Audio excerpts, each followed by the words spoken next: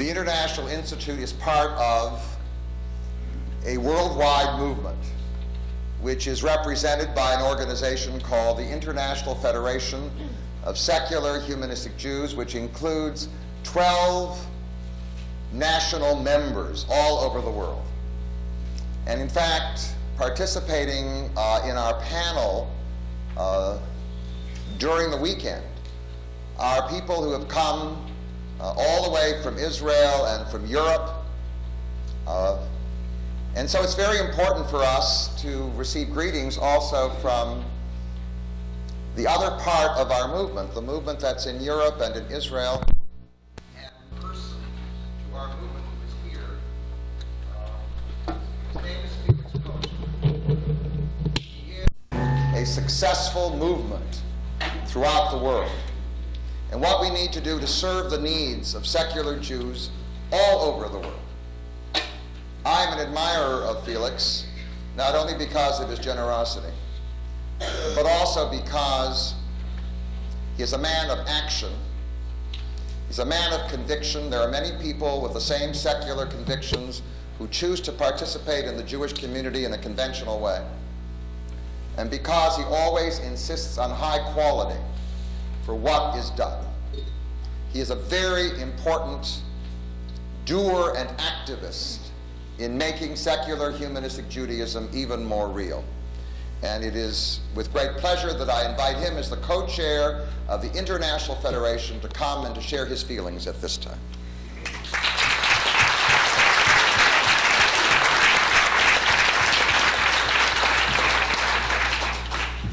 Thank you, Sherwin. That's a pretty powerful introduction.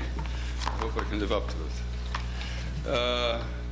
I have to apologize if I will sound a bit exuberant tonight in these very somber times, but I'm very conscious of what has taken place on September 11th. Nevertheless, as far as the topic is concerned, in secular Judaism, I have some quite positive things to say tonight. There is an anticipation that something major is about to happen to the heretofore neglected world of secular Judaism. Though non-religious and non-believers existed in Judaism since time immemorial, greatly given a boost by the 18th century Enlightenment, a serious effort at organization awaited a few recent crucial firsts. I guess the first was Sherwin Wine in creating this particular organization about 30 years ago. But an awful lot has happened in the last 5 years, and I will give you a little bit of a preview, lest you think that this new directory, which all of you should have seen, and if you're not, you can pick up a directory of secular humanistic organizations worldwide. Though 75% of the entries in the United States, an awful lot is happening outside the United States. The creation clearly here of the seminary is a very, very major step. And the things that are going on outside the United States are something along the following. In Israel, 2 colleges were created around 1996. One is Alma Hebrew College, and its founder and head, Ruth Calderon, is here, and you will hear from her. The other one is called Meitar. These are the first ever in history institutions devoted to teaching students and teachers, immigrants, Judaism as a culture. Both institutions already have important recognition in Israel. The year 2001 sees a real big first in the history of Judaism, in the sense that 3 universities in Israel have agreed to teach the subject, being Hebrew University, Tel Aviv University, Bar-Ilan University. Bar-Ilan, yes.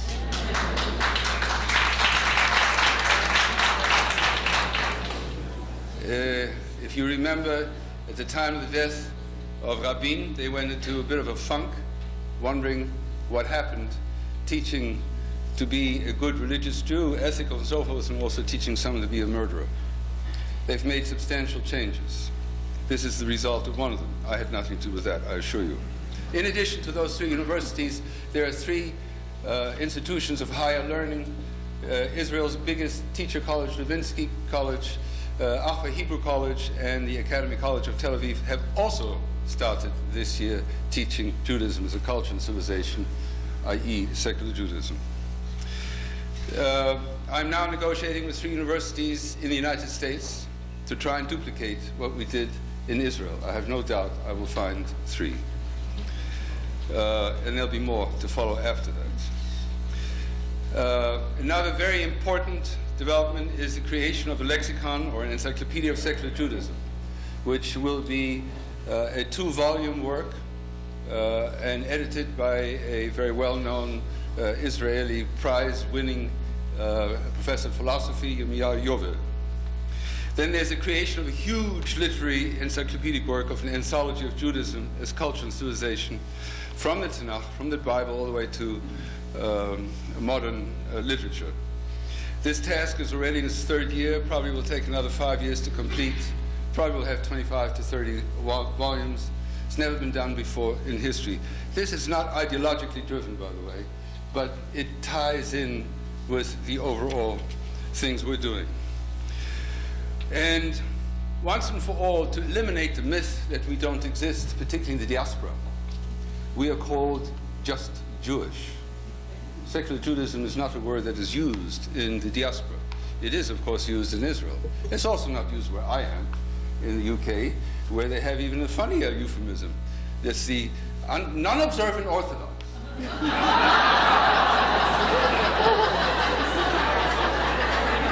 And they're proud of that term. Even the chief rabbi uses that idiotic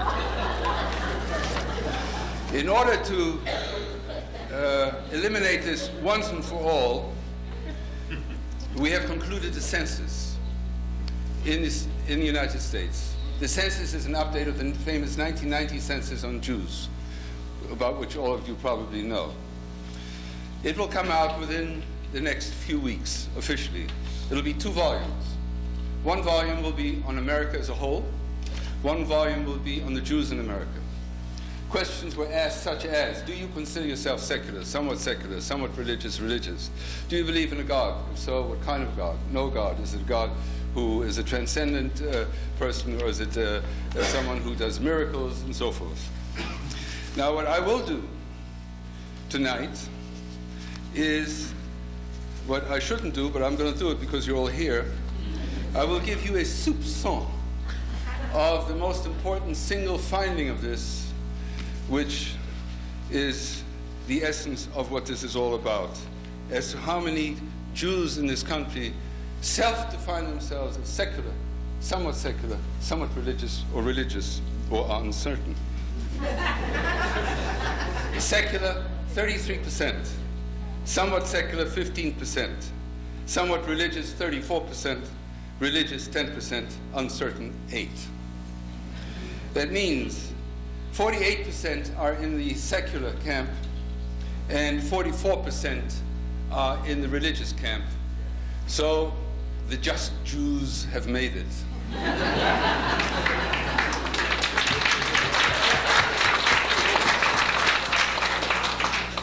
The purpose for this whole thing is not just to get a better name for ourselves, but the consequence ought to be the following. If indeed we are the largest, or if not the largest, the most significant portion of our people, it is desperate for us to have schools for those people. There isn't a single secular Jewish day school in the United States, nor in the United Kingdom, nor in France. There are some in Mexico. Well, you'll see it in the directory. And of course, Israel, 72% of the kids there by government statistics go to the secular school system. Yet this country doesn't have a single secular Jewish day school. And that should be the ultimate aim of this whole exercise. Whether that will come about or not, we shall see. The future of Judaism is a rainbow of Jewish worlds.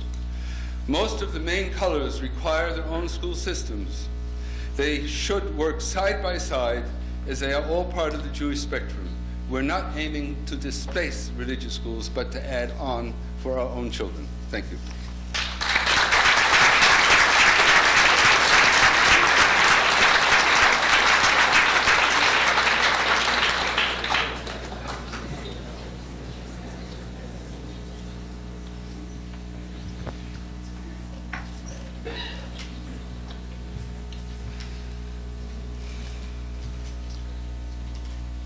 A couple days after the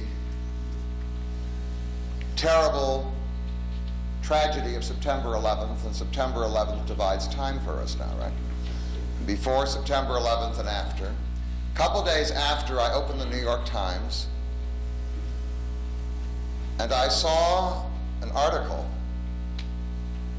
like an op-ed piece by Aciman. I read it, and it was the best response I read to the entire crisis over a period of 2 or 3 days. In fact, it made me feel stronger, and if that's spiritual, then it had a spiritual effect on me. The first experience I had of Aciman was a book that I read, which I loved and read twice. Because I liked it so much the first time I read, I had to reread it. It's called Out of Egypt. It was a memoir of his growing up in one of my favorite cities, which I visited at one time. I had loved Lawrence Durrell's The Alexandria Quartet, and it was the city of Alexandria in Egypt.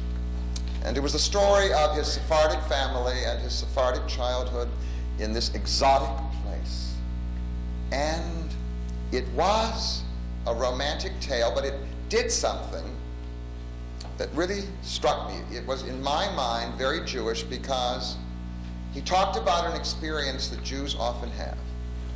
It's that experience of always feeling that you're in exile, of slight alienation. You're never completely at home where you are. And maybe that's the source of our creativity through the centuries.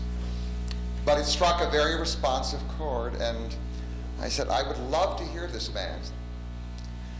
So we invited him to speak at our first colloquium, and many of you here who were there in 1995 remember him.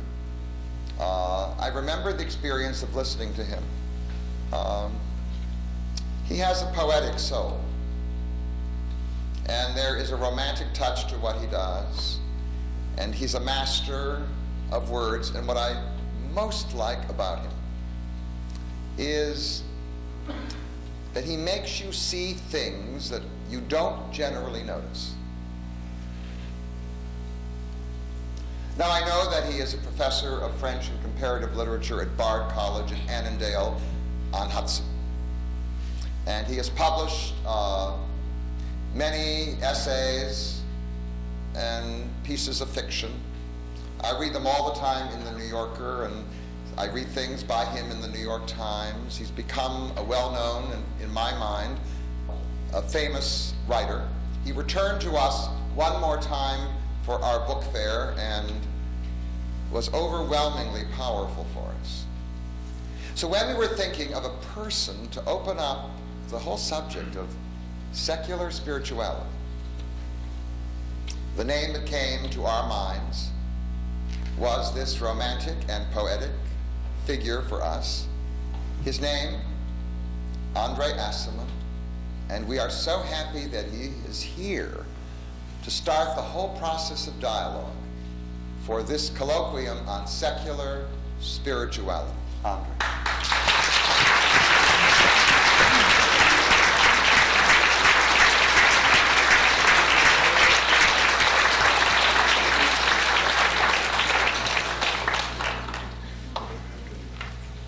Many accidents have happened to me today. I decided to do something that I shouldn't do.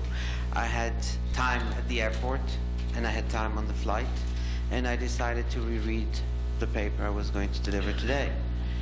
And between one thing and another, I started making slight corrections, then slightly more major corrections, then I started moving paragraphs around. And this, what culminated is that I decided to ask someone, many people, I'm sorry to say, to print it for me, and it got printed, but then some stuff got garbled in the process, and I lost 5 pages, and I said, well, I can still wing it, but I'd rather not. And so they finally did it for me, and I have to thank everyone who participated in this. the end product is for you to judge, and I have some words to say about that. When I wrote this, I wrote it because I wanted to say something that was true to me. I believe, up to a point, that we all have a chronicle that is our spiritual journey. And we have to tell that story, even if it shames us. But we have to be honest. We all think we're honest, but we have to be. And it's very hard to be honest when you know you're trying to be. Because you end up thinking you are, and you act as if you're honest, and you're really play acting, and you end up saying things that everybody said before, thinking they were honest. So, what I try to do is to just write this thing, despite many interruptions. I had a story to tell. And I wanted to do what Montaigne had said he did. In other words, when he writes an essay, he writes it. If he revises it, he doesn't touch up, he just adds. I didn't add, I touched up. And then I realized, because Montaigne did it all the time, so I was in good company. I have another reservation. I'm going to give you a parable. I'm not going to talk about spirituality. In fact, I'm going to talk about the furthest thing from spirituality. Though, if you remember the context, and you have to make allowances for the fact that I'm really a novelist, trying to come to this with what I have, not with what I should be doing, what I have. And I'm going to give you the most honest thing that I have to tell, and it is going to be, it's going to take you into two poles, because I think this is where we all are, whether we had 9/11 or not, is that we have maximum depression in some cases, and then we have maximum gratitude on the other. And how we oscillate between the two is really each of our journeys. And so I decided to call this Song of Thanksgiving after Beethoven, though you will see that it's the last thing to do with music or with Thanksgiving, but it has touches of it. For me, life begins somewhere with the scent of lavender. My father is standing in front of a mirror.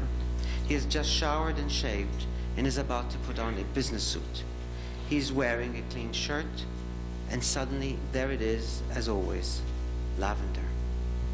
I know where it comes from. An elaborately shaped bottle sits on a dresser.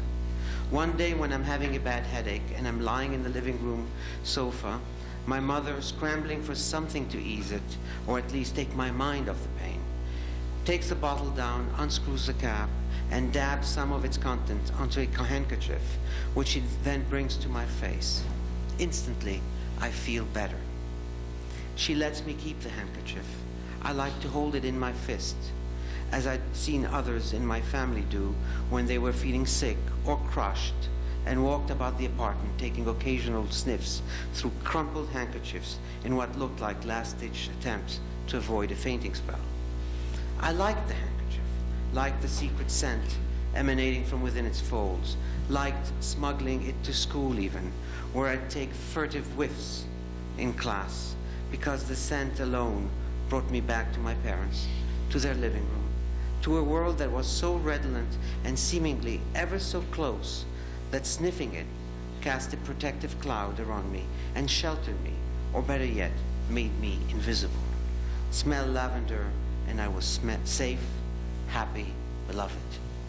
To this day, the smell of lavender, or just imagining the feel of the thick glass flask as it takes that outward concave slope down both its sides, will instantly summon the best in me. Say lavender, and I can already smell it. Say lavender, and I'm in my element, and the world becomes good. Say lavender, and I'm one with my Father, before the unavoidable break that occurs somewhere in one's childhood, and where we leave, perhaps, the very best of us behind, and spend our remaining years trying to find it, and in our bungled attempts to do so, end up distancing it even more. Say lavender, and I begin thinking of me. Of some me I never think of when I try to fathom myself in any other way. And I'm thinking of psychology as that other way. Until today, the bottle of my father's old aftershave lotion can be found the world over. Sometimes I have only to walk into a large department store, and there it is. Even small third-rate drugstores sell it. I have come to expect finding it in so many stores that I never pay attention to it. I could, if only I were prescient enough and did not want to risk walking into a store one day and not finding it. I could purchase a tiny bottle and keep it somewhere for safekeeping, the way people like to keep precious mementos within reach, as a testimonial to my love for lavender, or as a stand-in for my father, or for that fall evening so many, many years ago when I went with my mother to buy my first aftershave lotion, happy to know that a man could use shaving as an excuse for wearing perfume. I purchased a lavender aftershave as well that day with my mother, but it was, of course, an altogether different brand. Over the years, I discovered other varieties of lavender because I needed to differentiate my own lavender from my father's. Who wouldn't do that? There were light, ethereal lavenders, somewhat tart, as if picked from the field and left to parch in large vats of vinegar. Others, like my father, were overwhelmingly sweet. Some lavenders ended up smelling like a herbal garden. Others, with a hint of mint or other spices, were blended beyond recognition. Over the years, I also experimented with all manners of lavender. Purchased many bottles, not just because I wanted to collect them all, as though in search of the ideal lavender, the ultimate lavender that would supersede all other lavenders, but also so as not to find something I suspected all along, that the lavender I wanted was indeed the one I'd grown up with. Basic lavender, neighborhood pharmacy lavender, Papa's lavender. You go out into the world to acquire all manner of habits and learn all sorts of languages, but the one tongue you neglect most is the one you learned at home.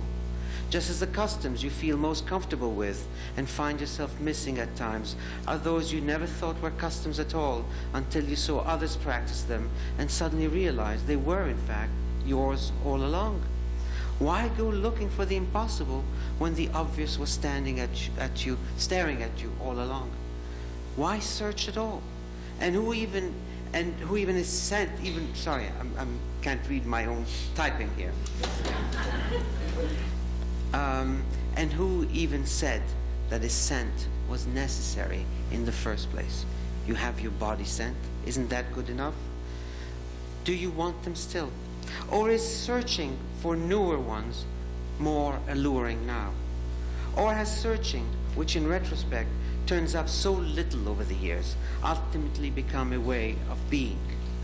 The home I feel most at home in, the provisional scent, like provisional beliefs and provisional loves, all becoming tiny forwarding addresses that are the only permanent addresses we'll ever have, mileposts that are more memorable than the road itself, mileposts that justify the road and not, as it should be, the other way around. My scent. What is my scent? Have I ever had one?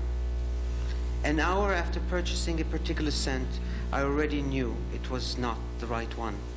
You have to buy and live with it and make it yours a while to realize it was wrong all along. That you get attached to it, however, means something. And sometimes the history of that attachment means more to us than the perfume or what we went looking for in the scent itself. The way the history of a love affair may mean more to us years down the road than the fact that this love affair never had any love in it at all. What truly humbles us is that it is almost always in ritual and not faith that we come closer to God. The way it is in habit, not essence, that we become who we are. The search for perfect lavender was like the search for something that would highlight and emphasize or allow to emerge who I was, what I was, like the search for one's natural color, or for one's brand of cigarettes, or for one's favorite composer, or one's favorite magazine. Finding the right lavender would instantly allow me to say, yes, this is me. Finally, we say, I will smell of the right lavender. Because in smelling the lavender that is right for me, I will smell not just like who I am, but better yet, I'll smell like the person I've always wanted to be. The person I wish to be and the person I truly, truly am could, in the best possible world, be one and the same person. But as I said, an hour after the purchase, one is right away disappointed.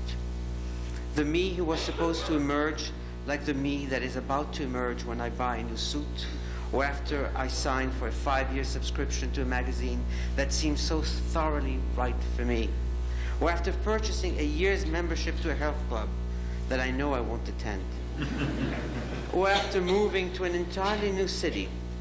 That me turns out to be, not surprisingly, a far too familiar me indeed. It is the old me.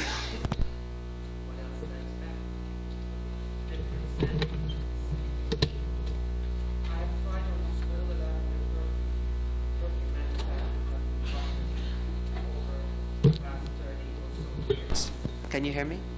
Oh. No. Okay.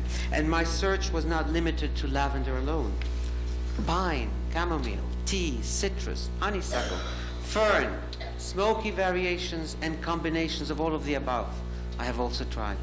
I have found some I have come to love, but I am always, always left with the feeling that the right one for me, the real me scent, has eluded me, perhaps my entire life.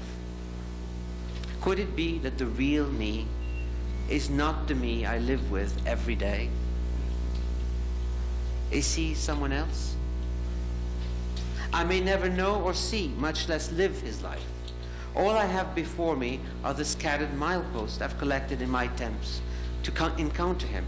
Could it be that all life is an attempt, just an attempt, to give a chronicle to a life? I have thrown many things away in my life, but aftershave bottles, never. Some I have stopped using as soon as I purchased them. Some I haven't sniffed in 2 decades. Yet they are all there, lined up, 2 to 3 deep in a cluttered bathroom cabinet, each vial like a little tiny stand-in of someone I considered being, or had indeed been for a while, or wished to be, but then never quite became. On each scent is inscribed either a dream for a new life, for a new beginning, a new deal, or sometimes just the memory of the period surrounding its purchase. Scent A, purchased on such and such a year, with or without so and so. Scent B, purchased after abandoning scent A. C, marking sudden fatigue with B. D was a gift, never liked it, wore it to make the giver happy, but then had to stop using it when the giver disappeared. Comes E, which I loved so much, that I purchased F, made by the same house as E. But F managed to tire me of both E and F.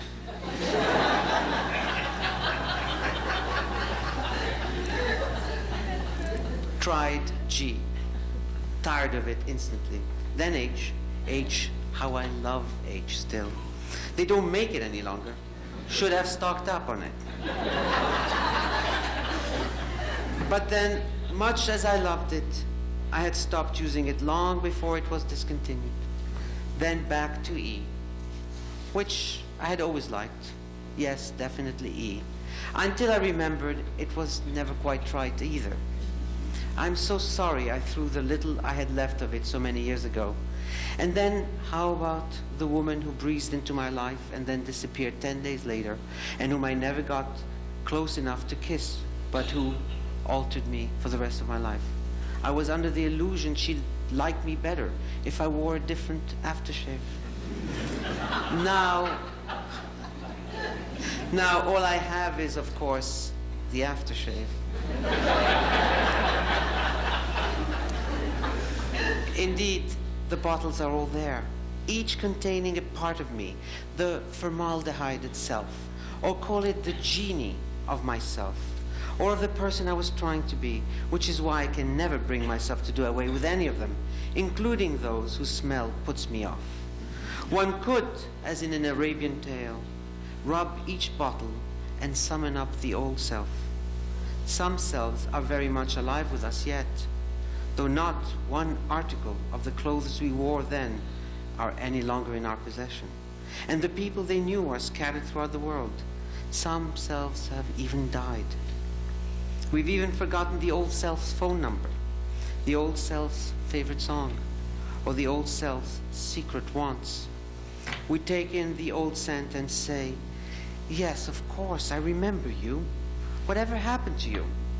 And the scent from the past, not recognizing us either at first, says, you, of course, so this is what you've become? And I can't tell whether he's pleasantly surprised or writhing with disappointment. I don't want to hear what he'll have to say, so I instantly seek another bottle. He's always been bitter, that one. You could have become such and such, but you took another path. I, as you see, says yet another, stayed behind. How I wish I had come with you, which is his way of asking, have you kept anything to remember me by, or have you jettisoned me with every last vestige? I have no time to reflect. You've discarded me as well, haven't you? You left me for another, whom you discarded too. Now, he and I meet sometimes and exchange news about you. They say you've moved to America. Is that true? Yes, it is true, I say. Though I wish sometimes I never had and stayed with you instead. But then you'd never have known E or F, interrupts another genie, the kindest of the lot, because his scent reminds me of good times in my life. Not necessarily good because they were happy times, but because during those days I had lived intensely, suffered intensely. Or if I didn't suffer then, I spent so much time thirsting, scheming, angling, and invoking a happiness to come that in retrospect, some of that imagined happiness must have rubbed off and ended up scenting my life back then, leaving a happy film over dreary days that I have now come to cherish. I wonder now, as I smell all these bottles neatly lined up, whether I've done well with my life. I uncap each bottle to see if the past measures up to the present. I know the tricks the past plays and how it always makes bygone days seem at once dearer than we know they were. Well, have I done well by you? I would like to ask the little boy who smelled lavender once when he had a headache. Have things gone well enough? Or have I failed you? Let me count the ways. We are, as it were, the bottles and me, old pals, sitting around a table in a cafe somewhere, exchanging notes over a brief drink before parting.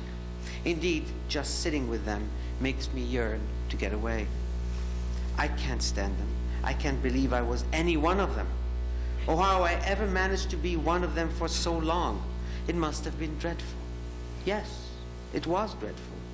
Dreadful by me as well, chimes in a second.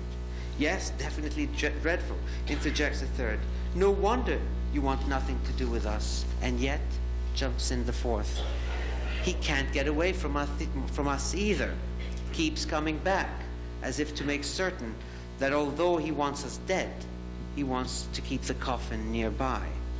How many times have you wished yourself dead? Asks the fifth. I shudder to think where all this is going to lead to.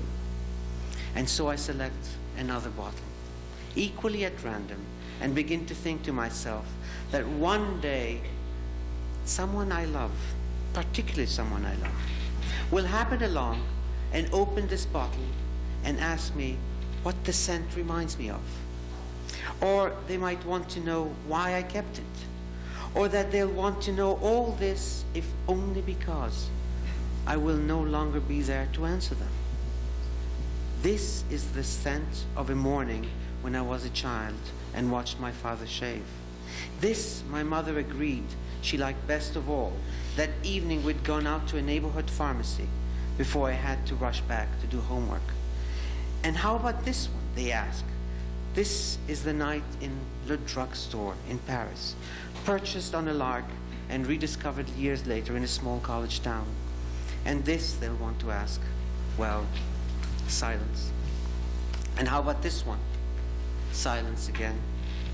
Why did he like this one, and why did he keep it for so many years? Silence. Who will inherit my bottles, and for how long will they keep them? The scents can linger for decades, but their legend clams up the moment we're gone. Our genie is now forever locked now and can speak to no one. It watches as those it loves open and investigate the contents of the bottle. It dies to scream with the agony of the Rosetta Stone, begging to be heard out. This was the night I took someone out and couldn't believe how easy it was to be happy.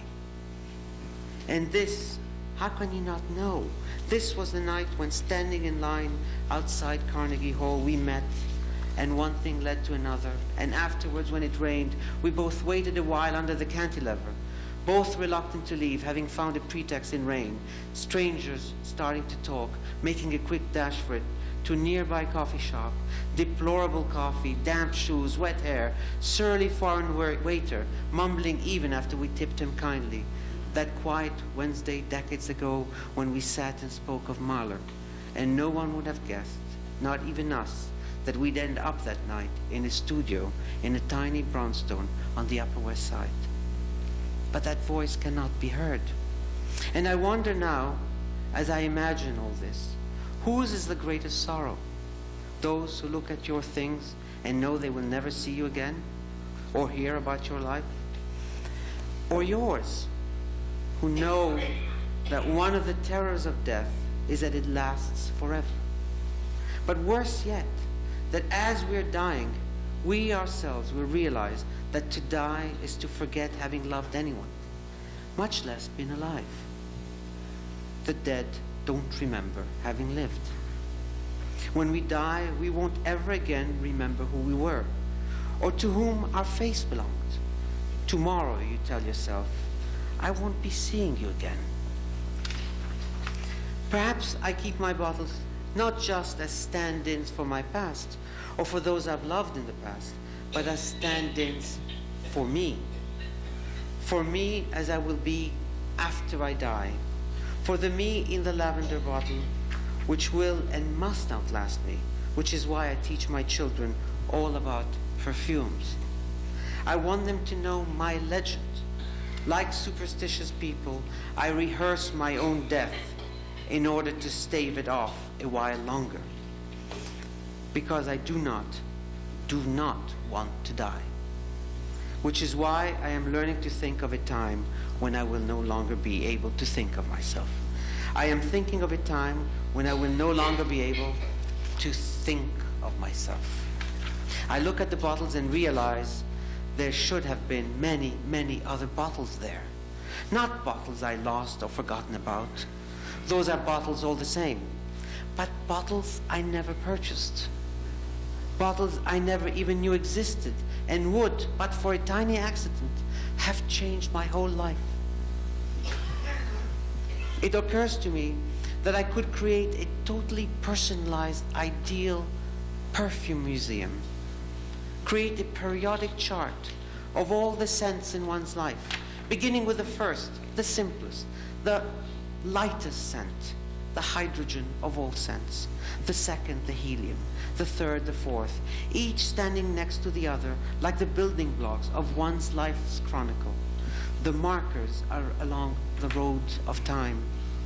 As in Mendeleev's table of elements, one could have these scents arranged in categories by herbs, by lavender, linden, rosemary, then flowers, then vegetables, by people, by years, by so many things. Think of the compounds, the strings of molecules, or as Goethe called them, the elective affinities. Me at the age of 18 and me at the age of 24. Different scents, but same column on the periodic chart of life. Me at 16 and me at 40. Many spaces in between, and yet surprisingly enough, unsuspected likenesses emerge. Me at 14, 18, 22, 26. Life retold in units of 4. Me at 20, 25, 30, 35, in units of 5. I was handsome at 20. Why did I think I wasn't? I had so much going for me at 30. Why then was I longing to be who I'd been at 20? At 40, I'd have given anything to be 30. Or turn all this around. By the time I was 40, I was ready to dare things I was unprepared for at 20. At 50, I was finally eager to live my 30s. At 25, I longed to meet the girls I'd known at 16. At 16, of course, I couldn't wait to be 30. At 20, 30 seemed the ideal age. At 60, 70, 80, will there be time for new beginnings? I measure time not in units of experience, but in units of hope and anticipated regret. That is what my chart is all about. They are about herbs. They're not about herbs, flowers, vegetables. They are about how I want things I never got. And also about how I could so easily lose those I did get. I look at the chart of life and I see not just perfumes everywhere, but I see how desperately, how arbitrarily I've tried to stuff the days of my life so that each slot on my periodic chart does not look empty. Yet, and this was Mendeleev's genius, he understood that though he could plot the sequence of every element, he also knew that he was far from having discovered all the elements. As a result, he left blank spaces in his periodic table for the missing element, for elements to come, for hidden elements. I too look at my life and stare at blind spots, scents I never discovered and might never discover, but should have discovered. Pockets of time I should have, but never did live through. People I should have met, but missed out on. Places I might have visited, gotten to love, and ultimately lived in, but never traveled to. They are, as one says in the game of Scrabble, the empty, the blank tiles. The roads never taken. The blank tiles of my life, the rooms one leaves empty and fails to furnish when funds or time run out. Many of us end up with a showcase room surrounded by empty rooms, which is like living in a cluttered studio in a grand palace. What happens to life when we're not there to live it? The element to come, the life to come. We live so chronologically that we forget that the moments we have yet to live, to catch up on, are not in the future, but in the past. The things we should acquire are not those proper to middle age, but to an adolescent. Just as in childhood, the things every boy wants are those grown-ups don't care to own. Time is given to us in the wrong tense. Sometimes life may be wasted on the living. And yet there is one perfume. No one I know ever wore it, so there is no one to associate it with. It was a woman's perfume, so I couldn't even wear it, and it was far too expensive for me to buy and keep around as a stand-in for a mysterious woman I hadn't yet met, the way we buy an extra ticket to a concert, just in case the right person drops into our lives, or the way we keep extra toothbrushes in case unexpected overnight visitors stop by. This was the perfume the ideal woman would have to wear, because this is how I imagined the ideal woman, because it was with the ideal woman that I might ultimately, if I could ever be so lucky, become one day the ideal me.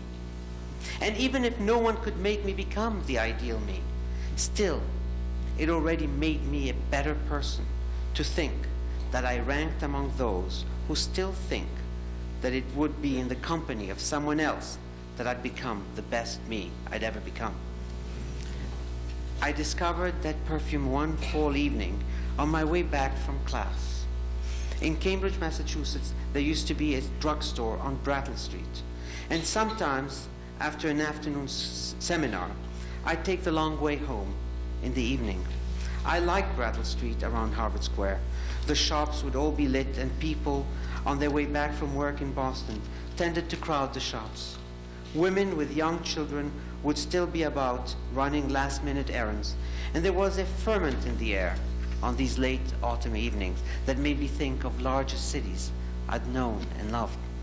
It was there, perhaps, that I felt at home in this otherwise cold and desolate town called Cambridge, where I wasted so much time and so many years, and where everyone else seemed so very busy doing such small things.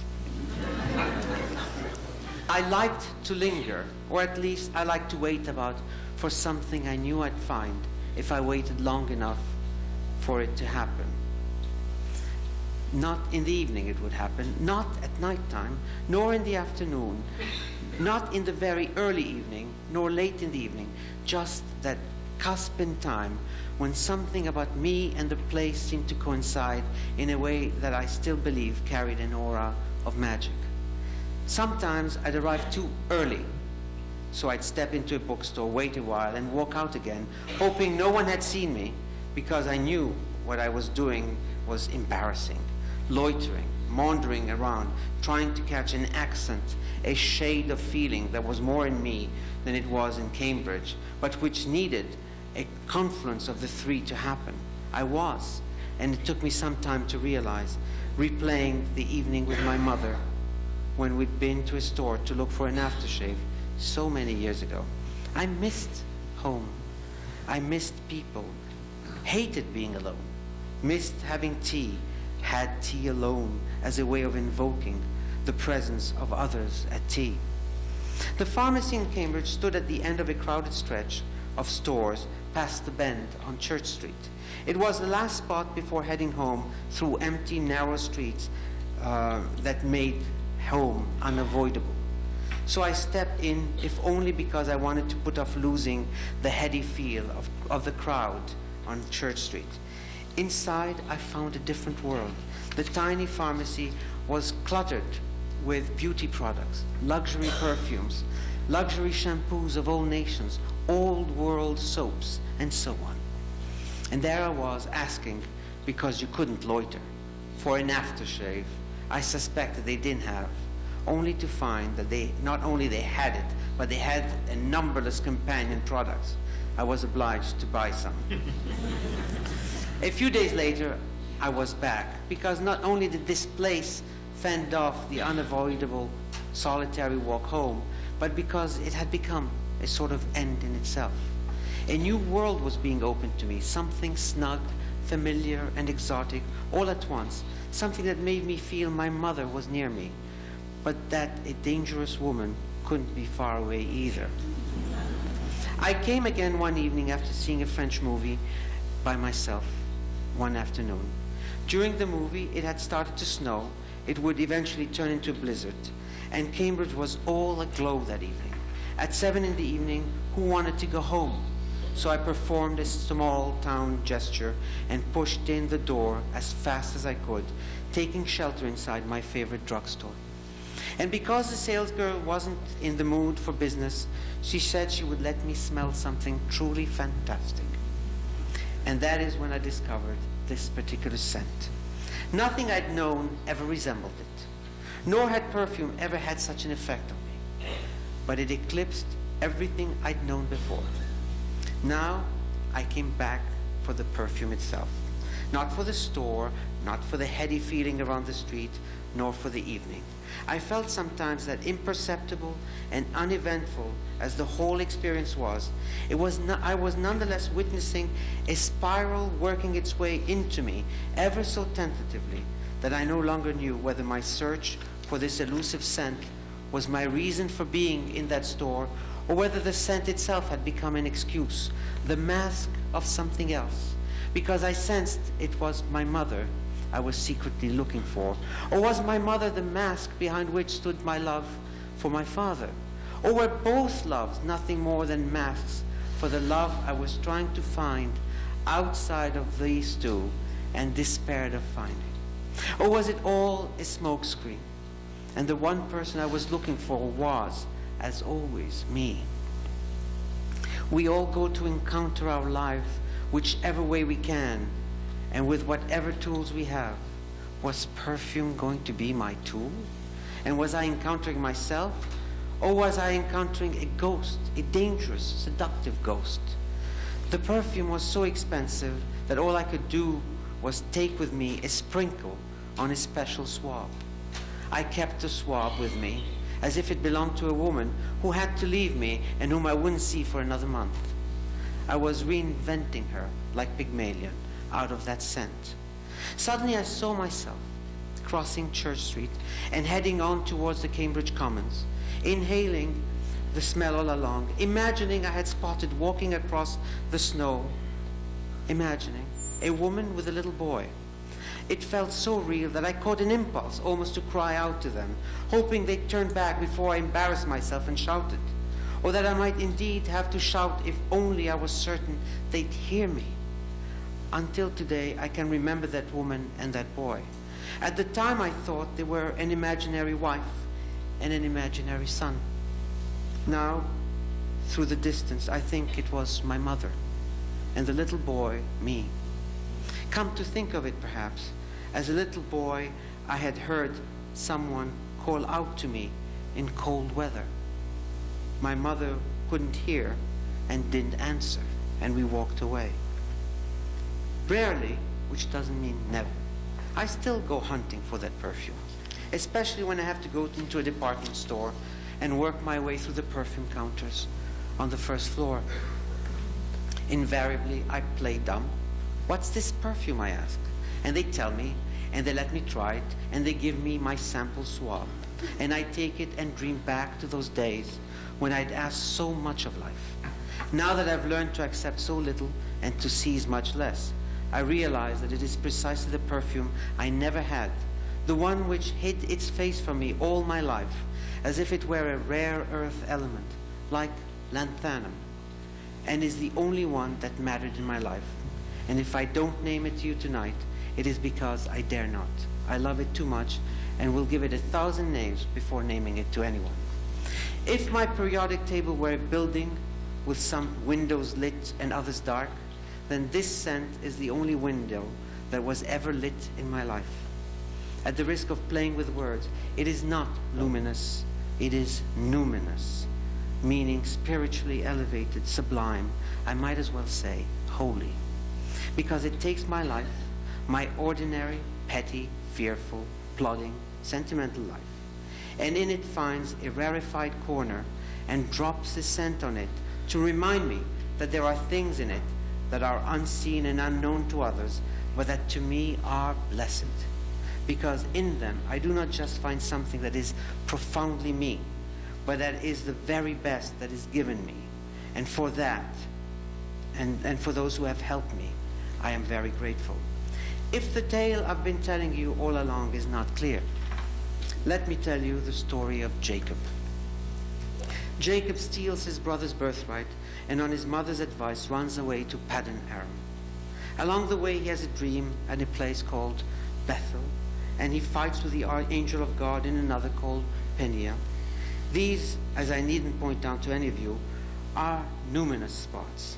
But he spends many years in Paddan Aram, marries, has many children, and yet all of it seems unreal because he knows he must leave Paddan Aram one day and return to face his brother.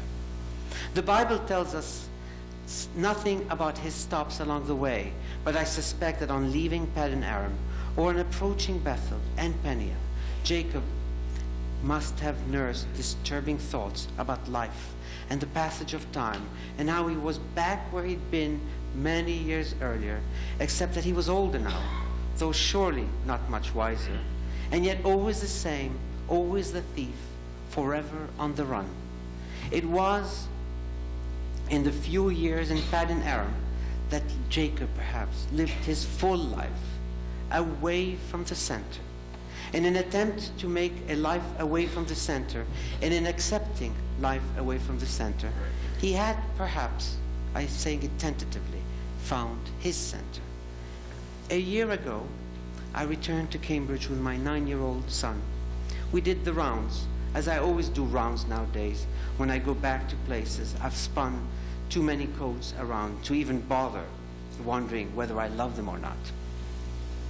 Indeed, here we were, entering my drugstore on the corner of Brattle Street, talking to the salesgirls who had no idea, or should she, of what I was trying to accomplish with my son. I pretended to be looking for a perfume for my wife. "You think Mom would like this?" I asked him, hoping he'd say no, which he did. I apologized. Then we left, and on walking towards Harvard Square, we took a quick left turn and crossed the Cambridge Common. I tried to tell him that I had a glimpse of him there almost 30 years ago. He looked at me as if I was crazy. I wanted to tell him of the same vision with my mother, but that was equally crazy. I told him I was glad he was with me.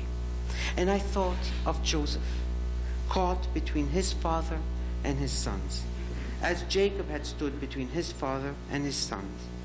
It was really the same tale, only it had to be told again and again. Thank you.